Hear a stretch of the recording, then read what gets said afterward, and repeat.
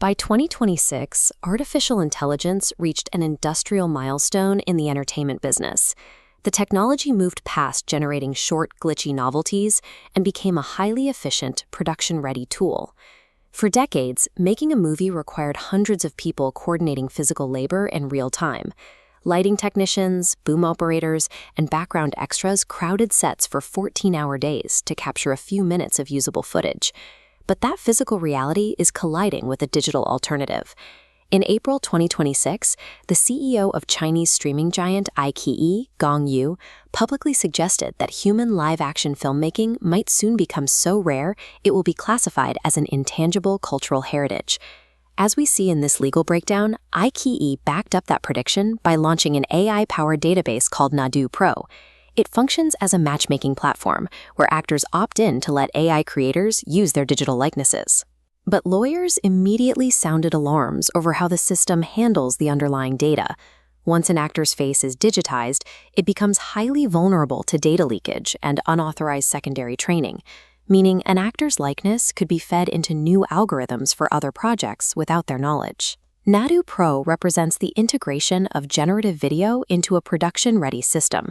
In China's fast-moving entertainment ecosystem, developers are now testing the first formalized pipelines capable of substituting human performers at an industrial scale. This push for cost efficiency gave rise to entirely synthetic stars like Tilly Norwood.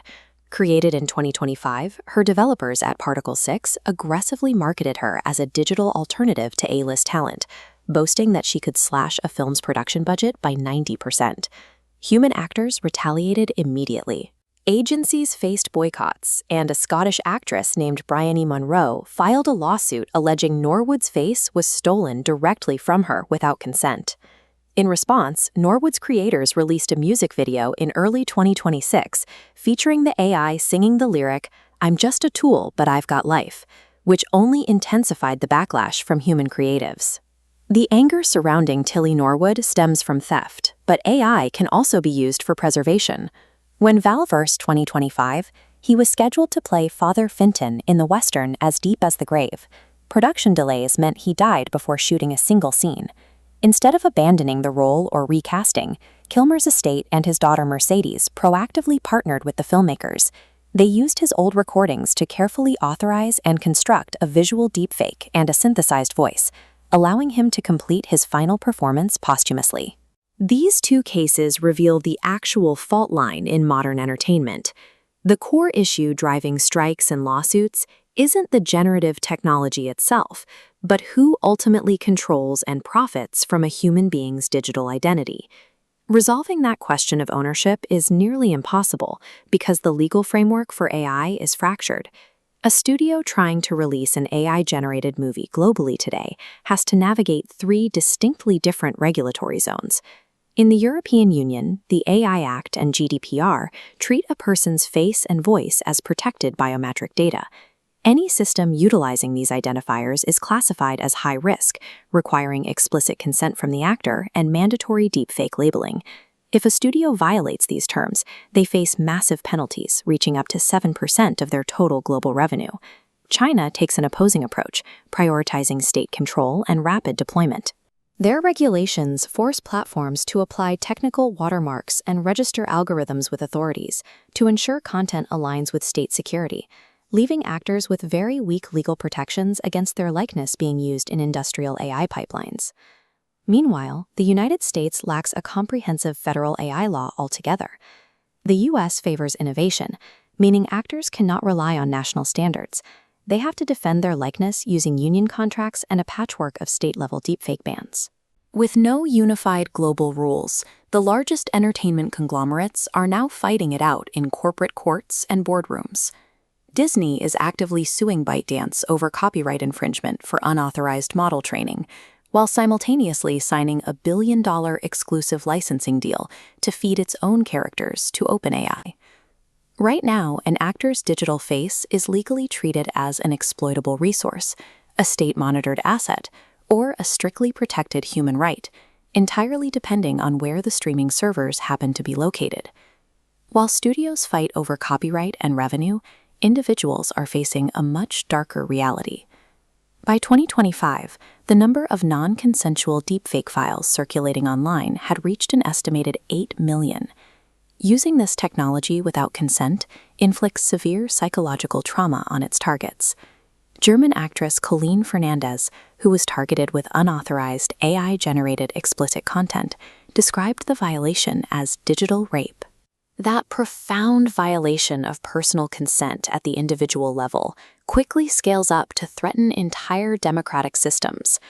Between May and December of 2025, thousands of manipulated videos flooded the internet, falsely depicting UK Prime Minister Keir Starmer announcing a national curfew, proving that AI can now convincingly replicate institutional authority.